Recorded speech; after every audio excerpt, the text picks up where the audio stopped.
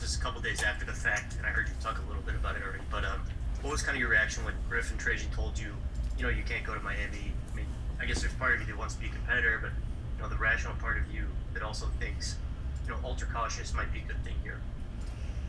Yeah, I mean, I was initially probably mad and angry. I was looking forward to playing a basketball game.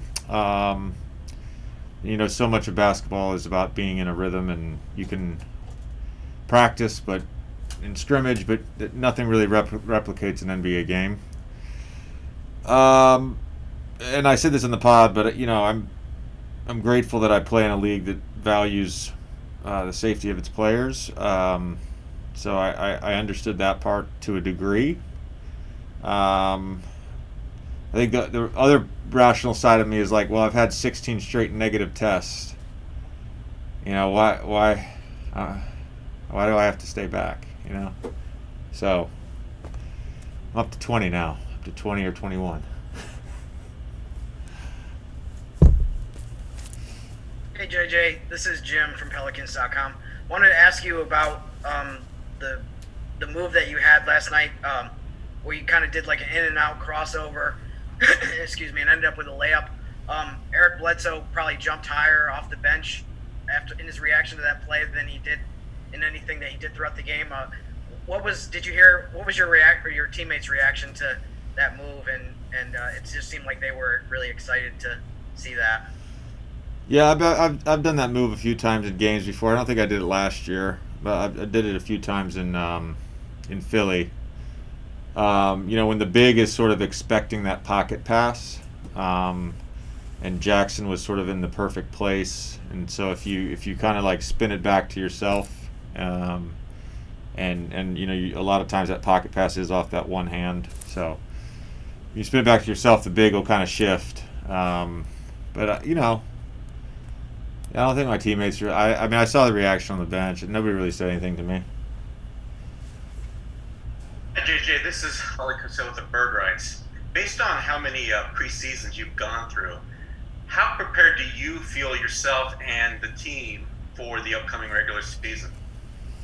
Based on the short training camp and all that. Yeah, no, I mean, I've said this a few times. I don't know if I've said it to you guys, but I feel like this is one long season from September 30th, 2019, or whenever Media Day was last year, with a couple extended breaks in between. I really haven't taken any time off, so in terms of my own preparation, I feel very prepared. In terms of our team, I feel like we're as prepared as we can be. I think Stan, as expected, has done an amazing job in getting us ready, and we've covered most every scenario we're going to have during the season, and obviously we'll continue to drill and go over that stuff and use days like today's after games to really own in on some details and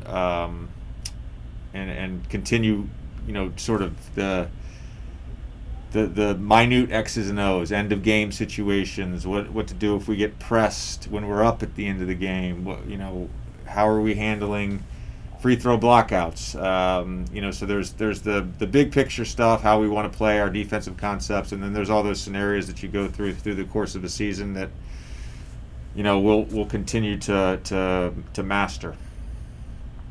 Hey, Christian Clark here again.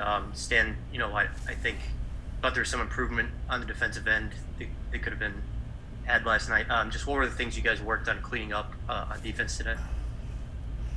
We talked about it a little bit. Tomorrow's going to be a film session where we go over yesterday's game.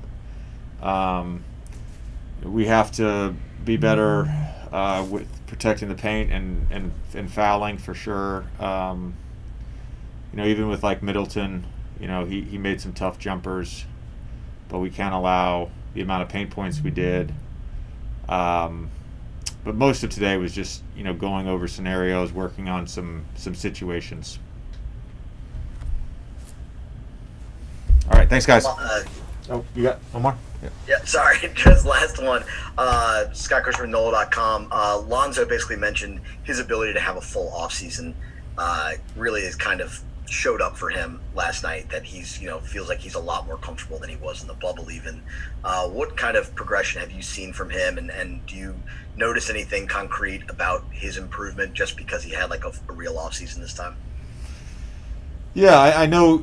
Last off season he was coming off an injury, and then none of us really could fully prepare for what the bubble was going to entail, and for those guys that didn't have necessarily access to a gym and a trainer during quarantine in the spring, it was tough to gear yourself up and get your game right. In terms of what I've seen, I think a continued progression from where he was in January and February and early March of last year, where he's playing downhill in pick and rolls, he's pushing the pace, he's confident with his shot. I mean, I literally tell this guy every day to shoot the ball. I hate when he passes up shots. He's a great shooter. He's turned himself into a great shooter, and we want him to be aggressive. Thanks, AJ.